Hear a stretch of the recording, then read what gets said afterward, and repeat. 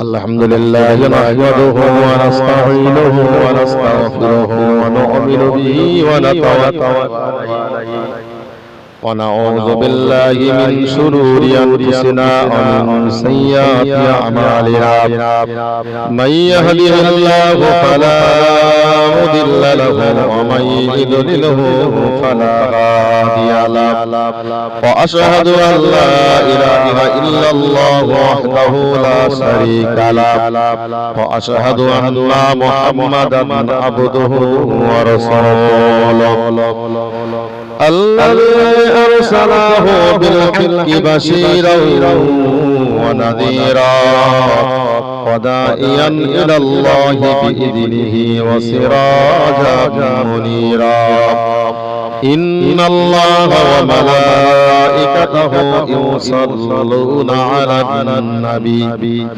يا أيها الذين آمنوا صلوا عليه وسلموا تسليما اللهم صل على سيدنا مولانا محمد وعلى آل سيدنا ومولانا محمد সাল্লাল্লাহু আলাইহি ওয়াসাল্লাম।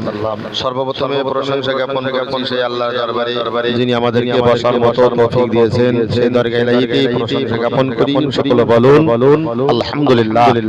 দরুদ ও সালাম সেই বিশ্ব নবী সাল্লাল্লাহু আলাইহি ওয়াসাল্লামের দরবারে অসংখ্যবার দরুদ ও সালাম, সকলে বলুন সাল্লাল্লাহু আলাইহি ওয়াসাল্লাম। তো ভাই আমরা ইতিপূর্বে বিভিন্ন বক্তার মুখ থেকে অজনসিয়াত শুনে এসেছি। আমি গুনাহগার কিছু আলোচনা করার নিয়ত নিয়ে বসেছি। মহান আল্লাহ আমার মতো গুনাহগারের কিছু কথা আলোচনা করার মতো তৌফিক দান করুন। সকলে বলুন আল্লাহুম্মা আমিন।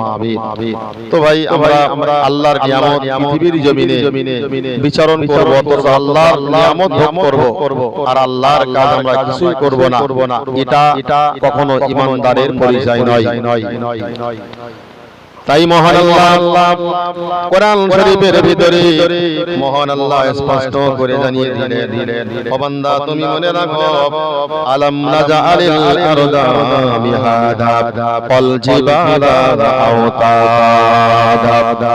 মহান আল্লাহ বলে, ও জগৎবাসী তোমরা মনে রাখো, আলাম নাজআলিল আরদা মিহাদা, আমি জমিনকে কি, আমি পৃথিবীকে কি তোমাদের কাছে বিছানা রূপে বানাইনি? আমি আল্লাহ কি তোমাদের আমি আল্লাহ আমার জমিনকে তোমাদের কাছে কি বিছানা রূপে আমি করিনি? ও বান্দা মনে রাখো, আমি तमाम পৃথিবীটা কত সুন্দর করে বিছানা করে দিয়েছি। বান্দা তুমি আমার শুকরিয়া কেন জ্ঞাপন করো না? তুমি আমার নিয়ামত তুমি ভোগ করবে বান্দা, আর তুমি আমার নিয়ামত কেন তুমি শুকরিয়া জ্ঞাপন করবে না নিয়ামত পাওয়ার পরেও? তাই আমার আল্লাহ বললেন, ও জগৎবাসী তোমরা মনে রাখো, ওয়াল জিবালা আওতাদা। মহান আল্লাহ বলে, ও জগৎবাসী তোমরা মনে রাখো, আমি আল্লাহ তোমাদেরকে বলে দিলাম, तमाम পৃথিবীটা আমি तमाम পৃথিবীর জমিনটাকে আমি তোমাদের জন্য বিছানা করে দিয়েছি। আমার বান্দা বান্দি তুমি মনে রাখো, আমি আল্লাহ যখন ভূমিকম্প দিই, ভূমিকম্পে যাতে করে আমার গজবে এই জমিনটাকে উল্টে না যায়, আমি আল্লাহ তার জন্য এই পাহাড়কে জমিনের উপরে গোল পেরে হিসাবে মেরে দেইনি। তাই আমার আল্লাহ বললেন, ওয়াল জিবালা আওতাদা, আমি কি আমি আল্লাহ কি তোমাদের জন্য এই পাহাড়কে জমির উপরে পেরে স্বরূপ মেরে দেইনি? জোরে বলুন সুবহানাল্লাহ। কত সুন্দর করেছেন আল্লাহ আমাদের জন্য, সেদিকে আমরা একটু খেয়াল রাখি না। যদি আমরা আল্লাহর নিয়ামত পাওয়ার পরেও যদি আমরা খেয়াল না রাখি, তার জন্য আল্লাহর নিয়ামত ভোগ করব অথচ আল্লাহর শুকরিয়া জ্ঞাপন করব না, এটা কখনো হতে পারে না, এটা কখনো মুসলমানের পরিচয় নয়। আল্লাহ বান্দা মনে রাখো আমার আল্লাহ তারপরে বললেন ওয়াখালাকনাকুম আজওয়াজা আমার আল্লাহ বললেন বান্দা তুমি মনে রাখো तमाम পৃথিবীতে আমি আল্লাহ প্রত্যেকটা প্রাণীকে আমি জোড়ায় জোড়ায় সৃষ্টি করেছি জোরে বলো সুবহানাল্লাহ আমার আল্লাহ বলেন বান্দারে আমি আল্লাহ কখনো কোনো মানুষকে একা বানাইনি আমি আল্লাহ আদমকে বানিয়েছিলাম আবার আদমের পরপরই আমি আল্লাহ আবার বিবি হাওয়াকে বানিয়েছিলাম ও বান্দা তুমি মনে রাখো আমি আল্লাহ তোমাদের জন্য পৃথিবীর জমিনে যা কিছু করেছি যাদের প্রাণ রয়েছে আমি আল্লাহ তাদেরকে জোড়ায় জোড়ায় সৃষ্টি করেছি খালাকনাকুম আজওয়াজা আমি আল্লাহ প্রত্যেকটি প্রাণীকে জোড়ায় জোড়ায় করেছি বান্দা তুমি আমার শুকরিয়া কেন জ্ঞাপন করবে না তারপরে আমার আল্লাহ বললেন বান্দা এত নিয়ামত পাওয়ার পর তুমি আমার শুকরিয়া জ্ঞাপন করো আমি আল্লাহ তোমার আরো বেশি পরিমাণে নিয়ামত বাড়িয়ে দেব জোরে বলো সুবহানাল্লাহ বান্দা বলে রাখো আমার আল্লাহ স্পষ্ট করে কোরআন শরীফে তারপরে স্পষ্ট করে বলে দিলেন ওয়াজআলনাহুমাকুম সুবাবা আমি আল্লাহ তোমাদের নির্ধারা তোমাদের জন্য কি নির্ধারাকে আমি আল্লাহ তোমাদেরকে তোমাদের জন্য নির্ধারাকে বিশ্রামের জন্য বানিয়ে দিয়েছি ও বান্দা বান্দে তোমরা মনে করো রাখো ঘুম তোমাদের জন্য আমি আল্লাহ বিশ্রামের জন্য করে দিয়েছি এটাও তোমাদের জন্য নিয়ামত বান্দা তুমি মনে রাখো আমি আল্লাহ তোমার যদি ঘুম দিই তাহলে তুমি ঘুমাতে পারবে আর যদি তোমাকে ঘুম আমি আল্লাহ তুলে দিই তোমার কখনো ঘুম আসবে না তাই আল্লাহ বললেন ওয়াজআলনাহুমাকুম সুবাবা আমি আল্লাহ তোমাদের জন্য আমি আল্লাহ নির্ধারা দিয়েছি বিশ্রামের জন্য যদি তোমাদের ঘুম না আসে তোমরা যদি একটু ঘুমিয়ে না পড়ো তোমরা ক্লান্ত হয়ে পড়বে তোমরা দুর্বল হয়ে পড়বে বান্দা এই জন্য আমি আল্লাহ তোমাদের জন্য এই নির্ধারার ব্যবস্থা আমি আল্লাহ করে দিয়েছি জোরে বলো সুবহানাল্লাহ কত সুন্দর নিয়ামত সেদিকে যদি আমরা একটা বার আমরা খেয়াল রাখতাম তাহলে আমাদের উপরে আল্লাহর যে আযাব গজব তখন আমরা প্রতিহত হতাম না তারপরে আল্লাহ বলেছেন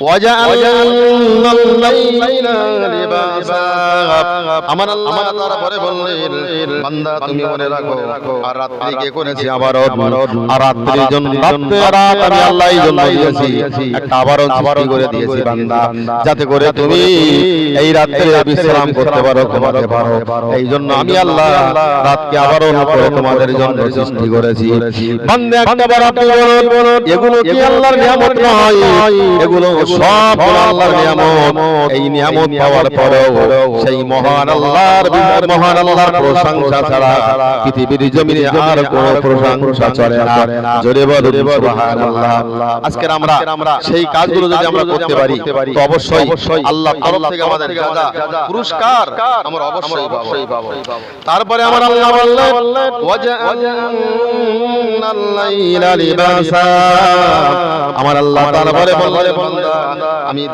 আমি আল্লাহ রাতকে বানিয়েছি তোমাদের জন্য আবার তারপরে আমার আল্লাহ বললেন ওয়াজআলনান নাহারা মাশা আমি আল্লাহ দিনকে করেছি উপযোগী জীবিকা আরোহণের জন্য জীবিকা উপার্জনের জন্য আমি আল্লাহ তোমাদের কাছে রাতের পরে আবার দিন দিয়েছি বান্দা যদি তোমরা দিনের পর দিনের আলোতে তোমরা আয় রোজগার করে খাবে তোমরা জীবিকা উপার্জন করে খাবে বান্দা আমি এই জন্য রাতের পরে আবার তোমাদের কাছে দিন দিয়েছি জোরে বলো সুবহানাল্লাহ এত নিয়ামত সেই মহান আল্লাহ আমাদেরকে দিয়েছে আজকে যদি বান্দা বান্দীরা সেই নিয়ামত পাওয়ার পরেও তারা যদি শুকরিয়া জ্ঞাপন না করে মহান আল্লাহ বললেন বান্দা তোমাদের জন্য আমার কঠিন জাহান্নাম মওজুদ করা আছে সেই জাহান্নাম আযাব বান্দা তোমরা সহ্য করতে পারবে না এই জন্য আমার আল্লাহ তারপরে আবার বললেন ওয়াজআলনা সিরাজাও ওয়াহাজা আমার আল্লাহ তারপরে বলেন আমি সৃষ্টি করেছি একটি উজ্জ্বল প্রদীপ আমি আল্লাহ তোমাদের জন্য সৃষ্টি করে দিয়েছি ও বান্দা ভালো করে মাথায় রাখো, মহান আল্লাহর নিয়ামতের কোনো শেষ নাই। আল্লাহ বান্দাদের জন্য হাজার হাজার গুণের নিয়ামতগুলো দিয়েছেন। বান্দা তোমরা আমার নিয়ামত পুরো তোমরা উপভোগ করো, আর আমি আল্লাহ আমার ইবাদত বন্দেগী তোমরা আমার প্রশংসা করো। জোরে বলো। আজকে যদি আমরা সেই মহান আল্লাহর নিয়ামতের শুকরিয়া জ্ঞাপন করি, তাহলে আমাদের একটা মানুষকে সেই জাহান্নামায় যেতে হবে না। আর যদি আমরা নিয়ামতের শুকরিয়া জ্ঞাপন না করি, আমাদের কিন্তু হাসরের মহাময়দানে আল্লাহর কঠিন জাহান্নামে সেই দিন যেতে হবে। এই জন্য আমার আল্লাহ বললেন, ইন্না জাহান্নামা কানাত মিরসাদা। জোরে বলো আল্লাহু আকবার। মহান আল্লাহ বললেন, বান্দারে নিশ্চয়ই জাহান্নাম প্রতীক্ষায় থাকবে, ওতে থাকবে। কাল কিয়ামতের মহাময়দানে যারা ঈমানটুকু নিয়ে হাসরের মহাময়দানে উঠতে পারেনি, যারা ঈমানটুকু নিয়ে কবরে জমিনে যেতে পারেনি, আমার আল্লাহ বললেন, ইন্না জাহান্নামা কানাত মিরসাদা। সেই দিন জাহান্নাম প্রতীক্ষায় থাকবে, ওতে থাকবে। বান্দা ওই কঠিন জাহান্নাম থেকে বাঁচতে হলে এই পৃথিবীর জমিন থেকে আমাদের আল্লাহর জমিনে বিচারণ করে, আল্লাহর জমিনে থাকার পরে আমাদের এই পৃথিবীর জমিন থেকে নেক আমল বাড়াতে হবে। ও বান্দা মনে রাখো, কাল কিয়ামতের মহাময়দানে আরো সম্পর্কে মহান আল্লাহ জানিয়ে দিয়েছেন, লা ইয়ারুজু ইয়াজুজু লা ইয়াজুকুনা ফিহা বারদাও ওয়ালা শারাবা। মহান আল্লাহ বললেন, বান্দা আজকের যেখানে তারা কোনো শীতলতা, কোনো পানীয় আস্বাদ করবে না, তারা কখনো ঠান্ডা পানি, শীতল পানি সেখানে আস্বাদ গ্রহণ করতে পারবে না। সেখানে মহান আল্লাহ তাদেরকে দেবেন ইল্লা হামিমান ওয়া গাসসাকা। মহান আল্লাহ সেই দিন আমাদেরকে জাহান্নামের গরম রক্ত মিশ্রিত করে সেই দিন তাদেরকে দেওয়া হবে। হাসরের ময়দানে এক শ্রেণীর জাহান্নামীরা আল্লাহর কাছে পানি চাইবে, আল্লাহ রাব্বুল আলামিন আমাদেরকে একটু পানি দেন, আমাদের গলাগুলো শুকিয়ে গেছে, আমরা তৃষ্ণা পেয়েছে আল্লাহ, আমাদের গলাগুলো শুকিয়ে যায়, মাবুদ রে আমাদেরকে একটু পানি পান করান।